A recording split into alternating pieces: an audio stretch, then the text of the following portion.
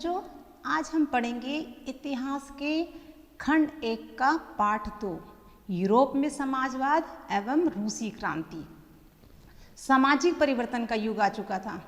Europe में समाजवाद कैसे आया? सबसे पहले हमें मालूम होना चाहिए कि समाजवाद होता क्या है। समाजवाद कहता है कि देश में जितने भी साधन हैं वो सभी लोगों में बराबर बटे होने चाहिए, चाहे वो योग्य हो या ना हो। धन कुछ ही लोगों के हाथ में केंद्रित नहीं होना चाहिए, जबकि पूंजीवाद क्या कहता है? पूंजीवाद कहता है जो योग्य है उन्हें ही आगे बढ़ने का हक मिलना चाहिए।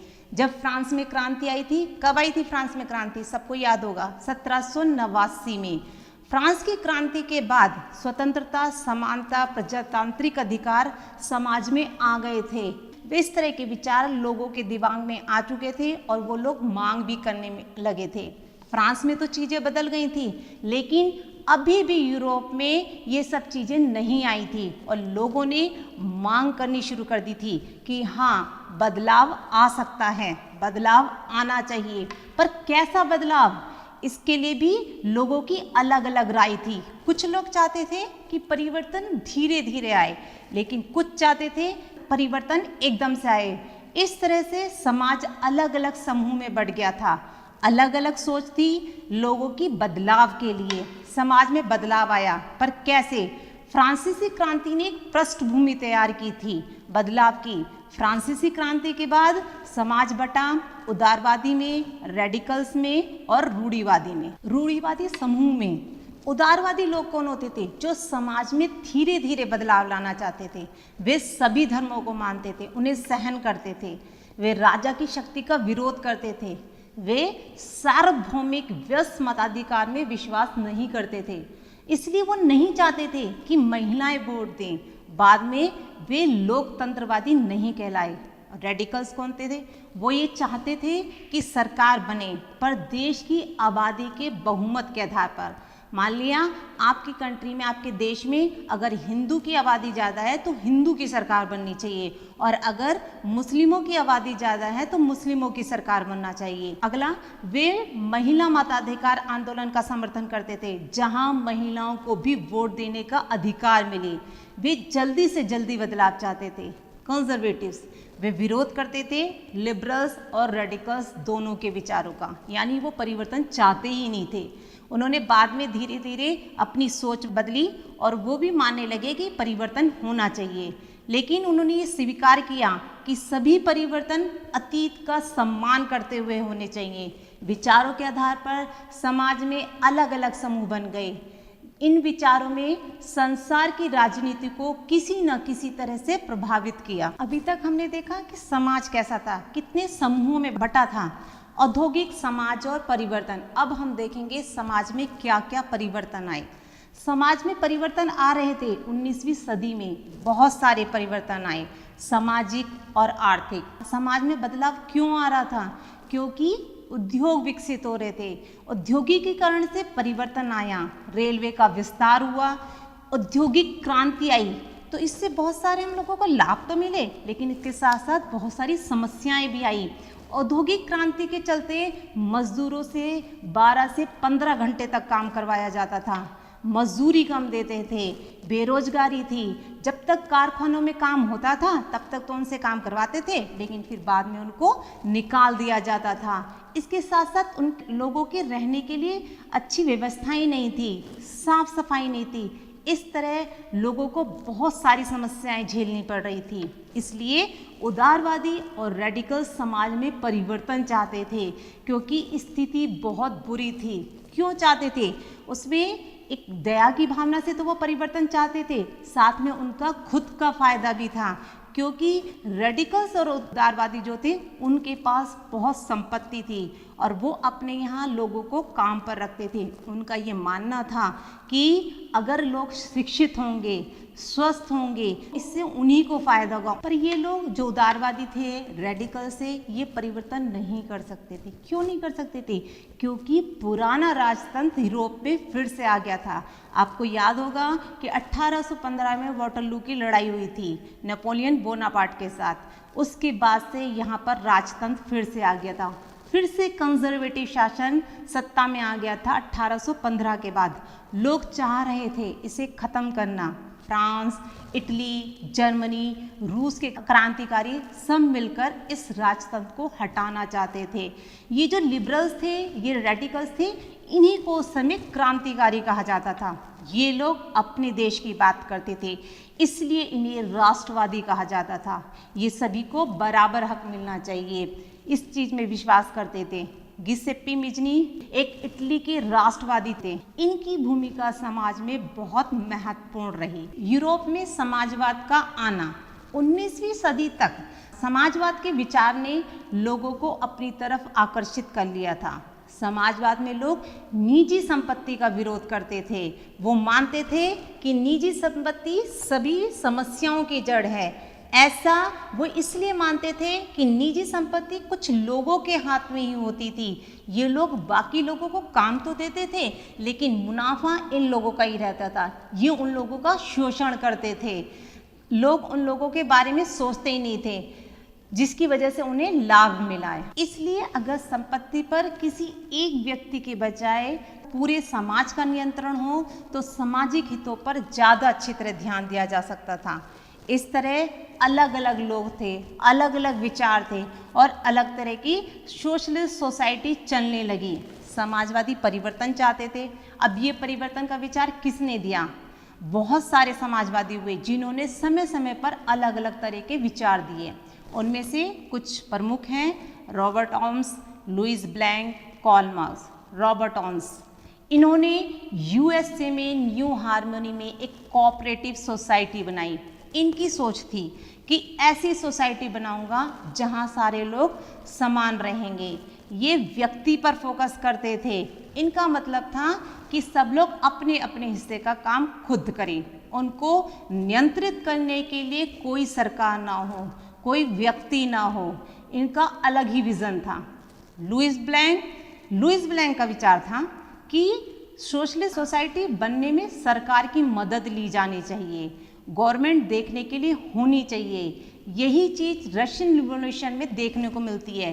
लोग मिलकर काम करें, मुनाफा करें, लेकिन उनका निरीक्षण करने के लिए कोई ना कोई सरकार अवश्य होनी चाहिए। कार्ल मार्क्स और फ्रेडरिक एंगल्स।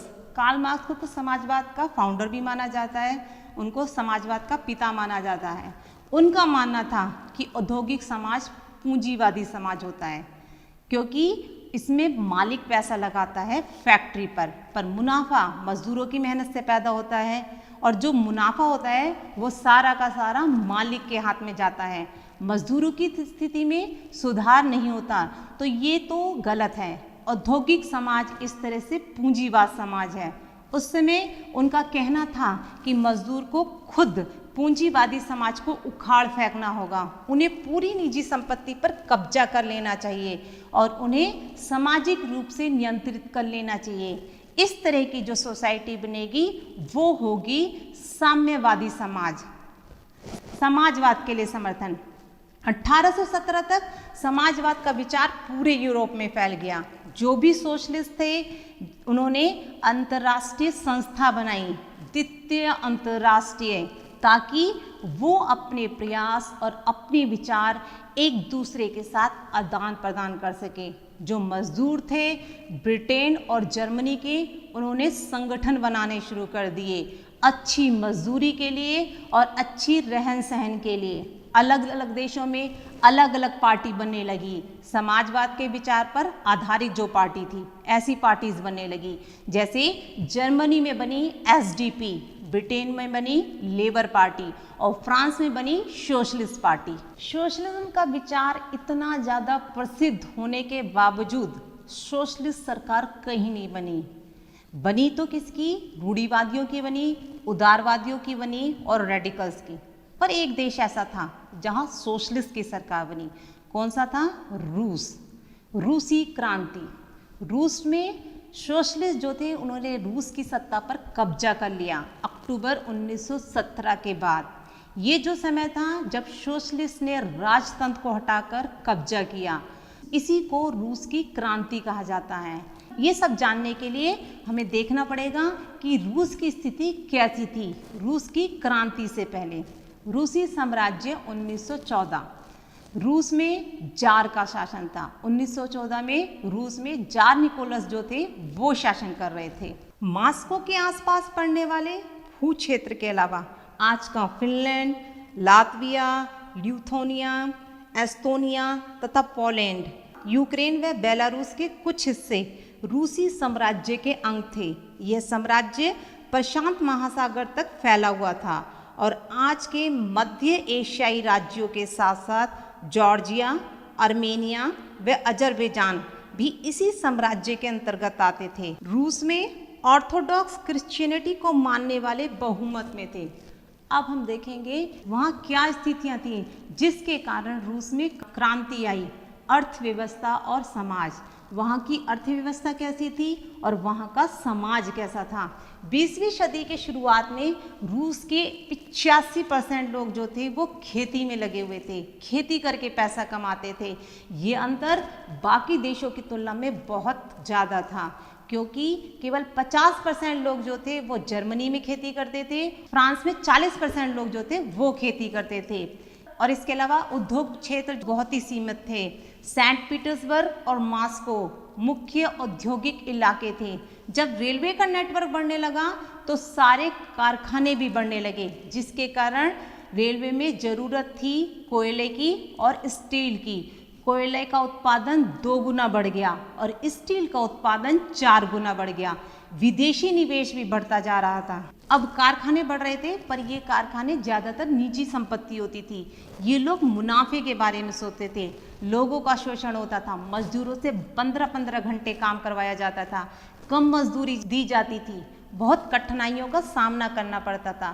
सरकार इन फैक्ट्रीज के लिए कुछ नियम बनाती थी पर अपना लाभ कमाने के लिए ये फैक्ट्री के मालिक जो थे इन नियमों को भी तोड़ देते थे, जिससे मजदूरों को बहुत सहन करना पड़ता था। फिर मजदूर गांव से शहर में आ रहे थे। यहाँ पर भी मजदूर जो थे वो सामाजिक स्तर पर बटे हुए थे। मजदूर में जो धातु कर्मी मजदूर थे वे अपने आप को दूसरे मजदूरों से श्रेष्ठ मानते थे क्योंकि उनके काम के लिए ज़्यादा दक्षता चाहिए होती थी। 1914 तक फैक्ट्री में 31% तक महिलाएं काम करती थी पर उनकी कमाई थी पुरुषों की मजदूरी से आधी या 3/4 होती थी। इतना डिवीज़न होते हुए भी मजदूर अगर मालिकों की बात से सहमत होते थे या मालिक मजदूरों को निकाल देते थे तो सारे मजदूर एक साथ खड़े हो जाते थे और हड़ताल कर देते थे, काम रोक देते थे। ये तो थी रूस में शहरों की स्थिति। अब देखते हैं रूस में गांव की स्थिति कैसी थी। गांव में ज़्यादातर ज़मीन पर किसान खेती करते थे, लेकिन ज़मीन पर कब्जा किसका होता था? राजाओं का, ऑर्थोडॉक्स चर्च का, सामंतों का, इन लोगों का कब्जा होता था। गांव में भी किसान बटे हुए थे। कुछ किसान अपनी ज़मीन पर काम करते थे, कुछ दूसरों की ज़मीन पर मजदूर बनकर काम करते थे। यहाँ के किसान नवाबों और सामंतों का बिल्कुल सम्मान नहीं करते थे। रूस के किसान चाहते थे कि राजाओं से, नवाबों से जो ज़मीन है वो छीनकर किसानों में बांट दी जानी चाहिए। कई बार तो ये लोग लगान भी नहीं देते थे। यहाँ के किसान जो थे लगान ही नहीं देते थे और ज़मींदारों की हत्या भी कर देते थे। रूसी किसान यूरोप के किसानों से अलग थे। रूसी किसान सारी ज़मीन को एक साथ मिला लेते थे, मिलाकर कम्यून बनाते थे। कम्यून क्या है? एक तरह का सिस्टम है जिसे रशियन लैंग्वेज में कम्यून कहा जाता है। फिर कम्यून प्रत्येक परिवार के हिसाब से कि परिवार में कितने मेंबर्स हैं उसके हिसाब से किसानों की ज़मीन को किसानों में बांट देते थे। अब हम देखते हैं कि रूस में समाजवाद, रूस की सामाजिक और आर्थिक स्थिति कैसी थी। रूस की सामाजिक और आर्थिक स्थिति रूस में समाजवाद को सपोर्ट कर रही थी। हम देखते हैं कि समाजवाद का रूस में कैसे विस्तार होता है। 1914 से पहले रूस में सारी राजनीतिक पार्टियां गैर कानूनी थी। राजनीतिक पार्टी बनाना वहां मना था। क्यों? क्योंकि 1914 से पहले जार निकोलस शासन कर रहे थे। उन्हें डर था कि ये पार्टियां उनके विरोध में ना खड़ी हो जाएं, इसलिए राजा ने इन पार्टियों को मना कर दिया था क्योंकि राजा को डर था कि इससे क्रांति आ जाएगी। 1898 में Russian social democratic workers party बन गई थी। डर के कारण ये पार्टी गैर कानूनी तरीके से काम करती थी। ये पार्टी मजदूरों को संगठित करती थी, हड़ताल आदि कार्यक्रम आयोजित करती थी। कुछ रूसी समाजवादी मानते थे कि रूसी किसान स्वाभाविक रूप से समाजवादी हैं। उनका मानना था कि क्रांति मजदूर नहीं लाएंगे, किसान लाएंगे। इसलिए समाजवादी गांव में ज़्यादा सक्रिय थे। उन्होंने 1900 में सोशलिस्ट रिवोल्यूशनरी पार्टी बनाई, जो किसानों के अधिकारों के लिए संघर्ष करती रहती थी। किसानों की मांग को लेकर सोशलिस्ट रेवोल्यूशनरी पार्टी और सोशलिस्ट डेमोक्रेटिक वर्कर्स पार्टी में काफ़ी मतभेद होते थे। लेनिन, जो कि सोशलिस्ट डेमोक्रेटिक पार्टी के थे, उनका मानना था कि किसान एकजुट नहीं हैं, कुछ किसान गरीब हैं तो कुछ किसान अमीर, इसलिए वो समाजवादी आंदोलन का हिस्सा नहीं हो सकती। इसलिए सोशलिस्ट डेमोक्रेटिक पार्टी टूट गई बोल्शेविक में और मेंशेविक में। बोल्शेविक कौन थे? बोल्शेविक के नेता लेनिन थे। उनका मानना था कि पार्टी अनुशासित होनी चाहिए, पार्टी के सदस्यों की संख्या पर उसका पूरा नियंत्रण होना चाहिए। मेंशेविक पार्टी का मानना था कि पार्टी सभी के लिए ओपन होनी चाहिए, कि कोई भी उसमें भाग ले सके, कोई भी उसका सदस्य बन सके। अब 1905 की क्रांति, उथल पथल का समय था उस समय। अभी तक हमने देखा कि समाजवाद के विचारों को रूस में बेस मिला। अब हम देखते हैं पहली चिंगारी कब देखने को मिली। लोगों ने परिवर्तन की मांग की 1905 से। पहले रूस में बहुत उथल पथल थी, स्टेबिलिटी नहीं थी, कुछ भी नहीं था। तो रूस में निरंकुश राजशाही थी। निरंकुश राजशाही का मतलब क्या होता है? जहां सब कुछ एक ही व्यक्ति के हिसाब से चलता हो, न्याय नहीं होता हो, राजा जैसा चाहता है वैसा ही हो। जार निकोलस संसद के लिए कोई भी रिस्पॉन्सिबल नहीं थे।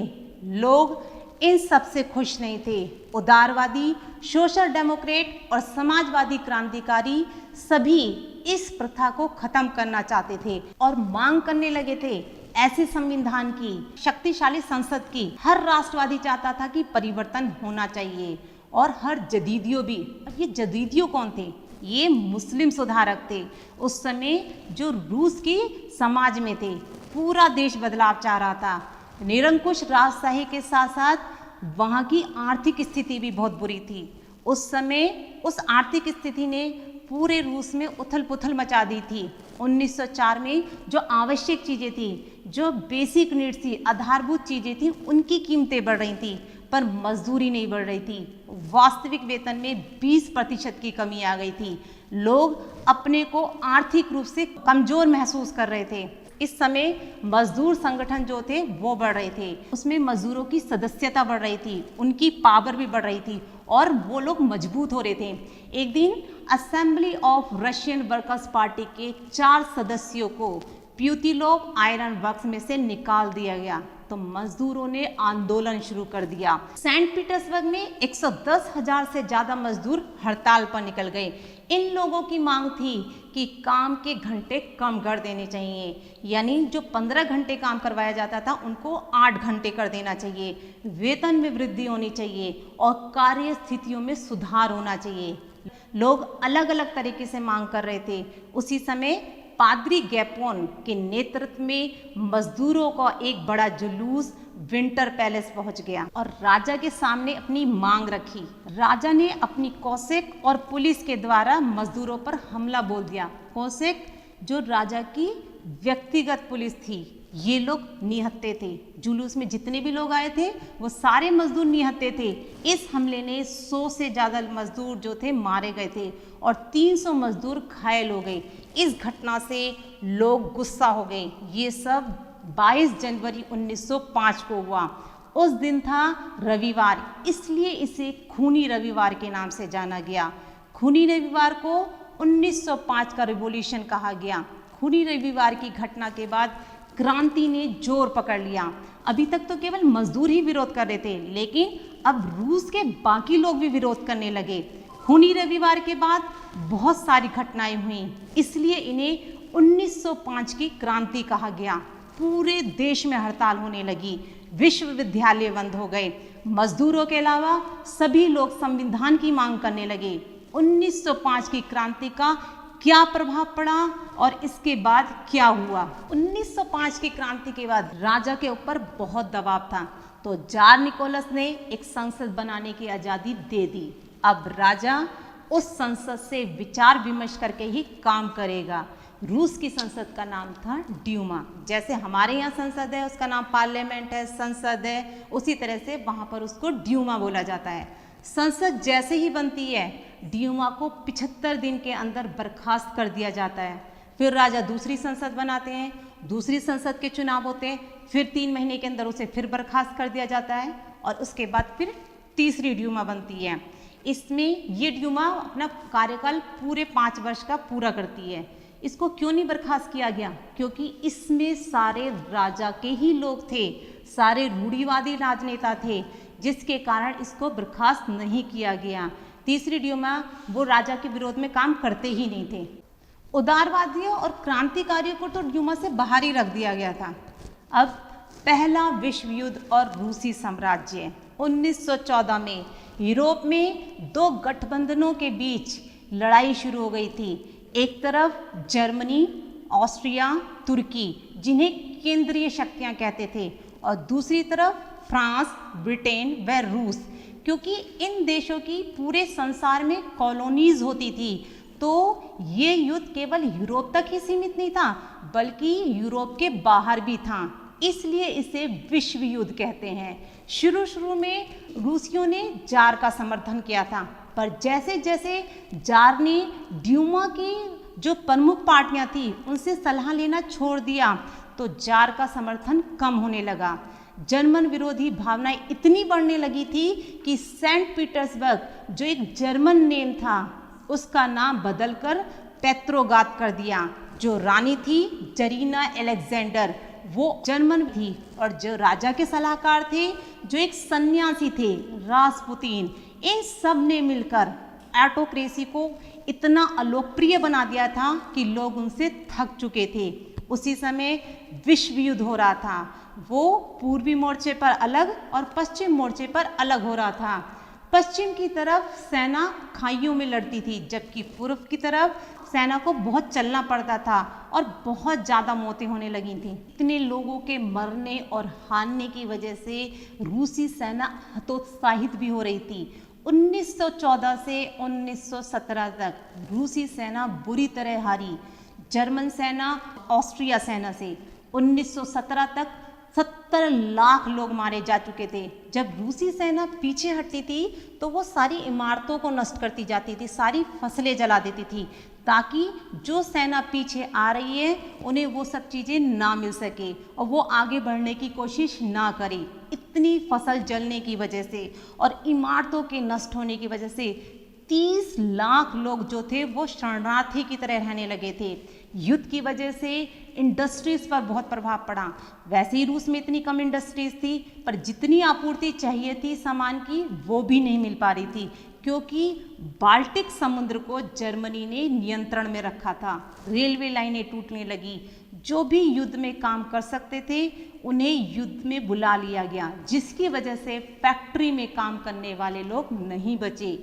छोटी इंडस्ट्रीज तो बिल्कुल ही बंद हो गई थी। अनाज होते थे तो उसका एक बहुत बड़ा हिस्सा सैनिकों के लिए चला जाता था। शहरों में रहने वालों के लिए सारी चीज़ों की कमी हो गई, जिससे लोग खाने के लिए लड़ने लगे। प्रथम विश्व युद्ध की वजह से रूस में आंतरिक संकट हो गए थे, इसी के कारण फरवरी क्रांति आई रूस में। तो अब बच्चों, अब हम इस भाग के प्रश्नों को हल करने का प्रयास करेंगे। प्रश्न नंबर 1, औद्योगिकीकरण से रूस के लोगों के सामने क्या समस्याएं आ गई। प्रश्न नंबर 2, रॉबर्ट ऑन्स के समाजवादी विचारों को समझाइए। प्रश्न नंबर 3, बोल्शेविक और मेंशेविक पार्टी की विचारधाराओं को बताइए। प्रश्न नंबर 4, ड्यूमा क्या थी। तो बच्चों, अब हम अगली कक्षा में पढ़ेंगे पेत्रोग्राद में फरवरी क्रांति।